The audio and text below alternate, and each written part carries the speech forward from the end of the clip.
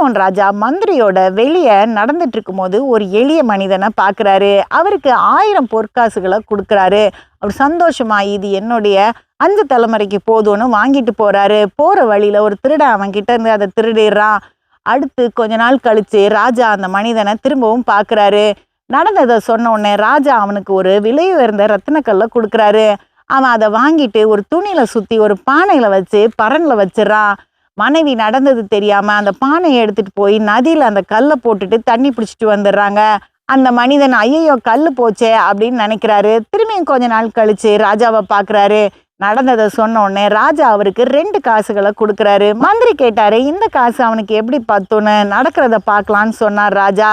அந்த காசை வாங்கிட்டு இது என்னுடைய குடும்பத்துக்கு ஒரு வேளை சாப்பாட்டுக்கு தான் பத்தும் அப்படின்னு யோசிச்சுட்டே போறான் அந்த மனிதன். வழியில ஒரு மீனவன் அவரை கூப்பிட்டு, நான் காலையில பிடிச்ச மீன் இன்னுமே உயிரோட இருக்கு, ஆனா யாருமே இதை வாங்கல, எனக்கு 2 காசுகள் கொடுத்தா போதும், இந்த மீனை நான் கொடுத்துட்டு சந்தோஷமா வீட்டுக்கு போயிடுவேன்னு சொல்றான். அதனால இந்த 2 காசுகளையும் அந்த மீனவன்கிட்ட கொடுத்துட்றாரு இந்த எளியவன். அதோட இந்த மீன்களை நம்ம நதியில விட்டுறலாம், புண்ணியமாவது கிடைக்கும்னு யோசிச்சுட்டே போய் முதல் மீனை தண்ணிக்குள்ள விட்டுறாரு. அடுத்த மீனை விடும்போது வாய் வித்தியாசமா இருக்குதேன்னு வாயை திறந்து பார்க்கும்போது உள்ள அவன் தொலைச்ச ரத்தினக்கல் இருக்குது.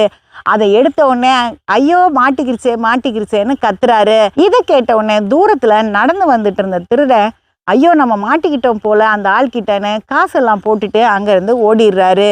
இந்த மனிதன் அந்த ரத்தினக்கல்லை எடுத்துட்டு திரும்பி நடக்கும்போது இந்த திருடன் போட்ட காசையும் பார்த்து சந்தோஷமா அதை எடுத்துட்டு வீட்டுக்கு போயிடுறாரு. அப்ப மந்திரி கேட்கிறாரு, இது என்ன நிகழ்வு, எனக்கு ஒண்ணுமே புரியலையேன்னு. ராஜா சொல்றாரு, முதல்ல அவன் தனக்கும் தன்னுடைய குடும்பத்துக்கும் யோசிச்சான், அதனால அதை தொலைச்சிட்டான்.